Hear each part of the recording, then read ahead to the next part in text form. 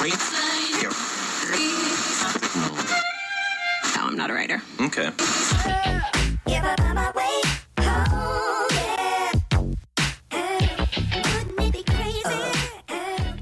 And here we go. This is Mike Lodge. I am the business advisor. I'm glad that you've joined me this nice, cool, sunny morning in South Carolina. It's a beautiful morning. I'm looking at my window at the moment. I'm seeing all these squirrels running around, jumping up on trees, jumping from tree to tree. They seem to have gone just a little nutso this morning. Which is okay. They're squirrels. What can you do? Except they are annoying. Those little squirrels are annoying. They run all over the top of my roof. They're running on my decks. I don't know what they're after. They're up in the tree right beside me and they're crying like little babies. Okay, I did my complaining this morning. Squirrels, welcome to my world. Listen, Federal Reserve Chairman Powell spoke yesterday, and he's going forward with more interest rate hikes. And BlackRock says the Federal Reserve, and that's what they're concerned about, could hike the interest rates to a peak of 6%. I think it will go much higher. Now, what happens when interest rates go up? Everything becomes more costly. Housing becomes more costly. Interest rates on buying a home is a little bit tricky there. We need to look at that. Refinancing of homes, you can't do it. And the problem is that now the home prices some of them have dropped, but they've got upside down loans, which means their loan is higher than the cost or the value of the home. So they can't even go out to refinance because they don't have the value there anymore. So that is a big problem. But Powell has spoken, and higher rates and quicker hikes throughout the year of 2023 is going to happen. And it's going to happen because inflation is still out of control. Don't believe people who say that inflation has become better. It hasn't. And if you know that, you just go out and buy food. I mean, it's gone up and keeps going up, and it's going to go up some more. Gasoline is going up. I mean, last week I was driving down the street and I had to get some gas, so I pulled into the station. It was $2.88. The next day I drove past it was $2.99. Now, each day I drive past that on purpose. I drive past that gas station to see how much it's gone up or gone down. It stayed for the last not 5 days, but the last 3 days, even at $2.99. If it goes past the 3, then I have a suspicion that we're going into another direction on the gasoline prices. But inflation hasn't really simmered down. In fact, I read yesterday that for a while there, used car prices were dropping. And I was all excited because I need to go out and buy a used car. But now another report came out yesterday that said used car prices are going back up. So this is a crazy world we're living in because we have an inflation that is jumping up and down all the time. And it affects all of our personal financial lives. And that is a big problem. I want to talk about Mexico for a little bit. There were 2 people kidnapped, Americans rescued in Mexico, and then there were 2 found dead. And this is right on the border, which is telling us that the cartels have so much control at the moment that they control the borders of Mexico. And they have a lot of places in the United States where they have positioned themselves. Because that fentanyl is making them a lot of money. But my point is probably that this is not a good time to visit Mexico. Be very cautious. Make sure that your security is there for you. It's important. If you're going to travel across the country of Mexico, you have to be very careful. You have to be very careful. In fact, maybe not even go for a while. Until Mexico gets control over the cartels. The problem is the cartels are so powerful there that they cannot control them at the moment. And that violence that's on the Mexican side has flowed over into the United States side. So we have to be very careful about this. And Biden needs to do something about securing this border. Because now that violence is now over on the American side also. Biden is supposed to host the European Union's leader. I think today, as a matter of fact, they're going to meet at the White House. The problem is this, why she wants to meet with him, is that this Inflation Reduction Act, which was a big Green Deal act, environmental act, it was not about inflation at all. It was about green technology and all this other nonsense. But they're afraid. The EU is afraid because in this bill, there is so much subsidy payouts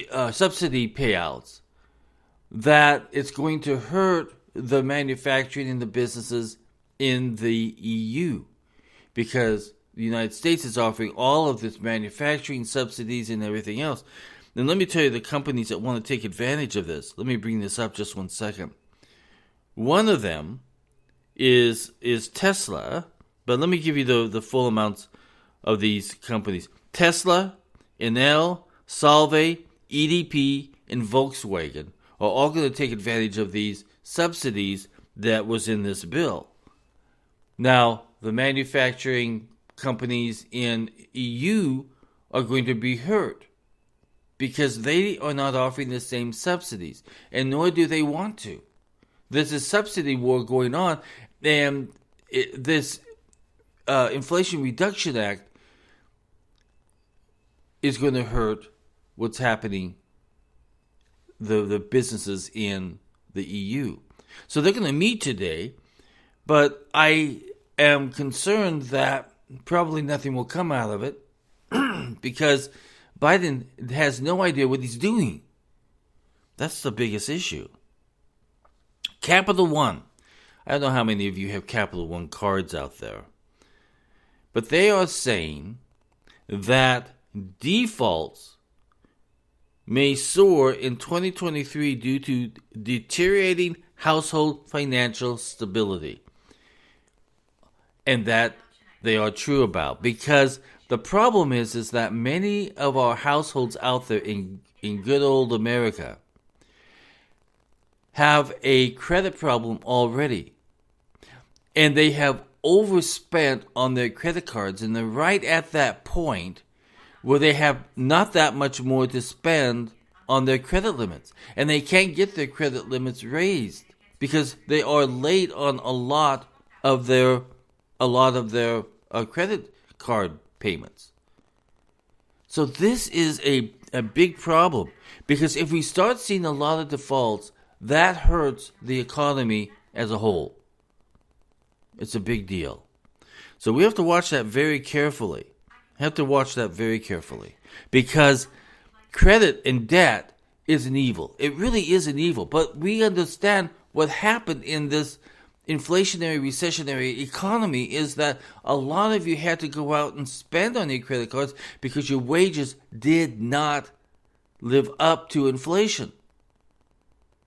It would have been okay if your wages were higher than inflation, but that has never happened. For the last 2 years, your wages have been lower than what the inflationary rate is. And the problem is that inflationary rate that the government has set is much higher. And we all know that. And when we're getting bad data, we are spending badly also. And that is the big deal. I wanted to talk about one other thing. Because we all are trying to lead at the moment. We're trying to lead in our houses. We're trying to lead in our businesses. And there are 3 traits that successful people or entrepreneurs, I hate the word entrepreneur, by the way, rely on during a time of crisis. And listen, we are all in that crisis. We're all there at the moment. We have an economic crisis that we're all having and trying to live through. And it's a hard situation. But there are three traits what these successful people do. And you have to look at if you're doing this also in your life. If you're trying to lead in your household or your business or whatever. The first trait that they have is relationships. They believe in relationships. And they believe in keeping these relationships going even in hard times. Relationships with your businesses, relationships with your family, relationships with vendors, relationships with employees, relationships. These relationships are so vital that it makes or breaks the business. Every entrepreneur knows that business is all about relationships, whether it's with your employees, customers, suppliers, or other shareholders. Relationship building is how trust and loyalty are born. And that's what relationships are about. I'm building relationships all the time. I'm trying to talk to people every single day and see what's going on and building my strength in with these people. Because these relationships can give you a lot of good, solid advice also. So good leaders are always building relationships. The other thing that they have is curiosity. Curiosity is important when there's a crisis going on, an economic crisis going on. And curiosity says, maybe there is a better way. Let me try and find out. Maybe there's a better system. Maybe there's better people. Maybe there's a better relationship that I should be building. So they have this curiosity of what they can do better to make their company stronger or to make their household stronger. The other thing is time. And it's so important because time is the most valuable thing that you have. What you do within that time. And how we are using that time to better the situation. So those are three of the most important things: relationships, curiosity, and time. So as you're going through your life today, your life chores today, think about how you are using those three components in your life, in your business, maybe even in your church.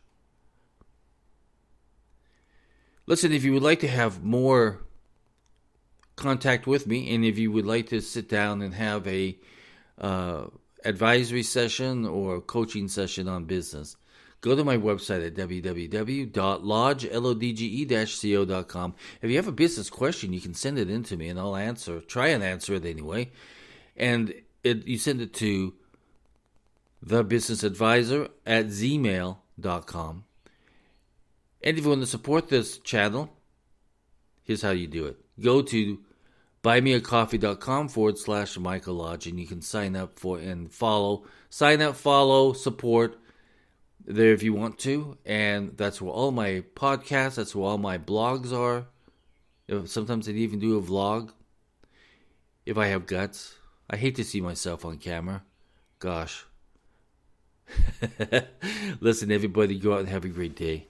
Love you all, and love back. Bye-bye.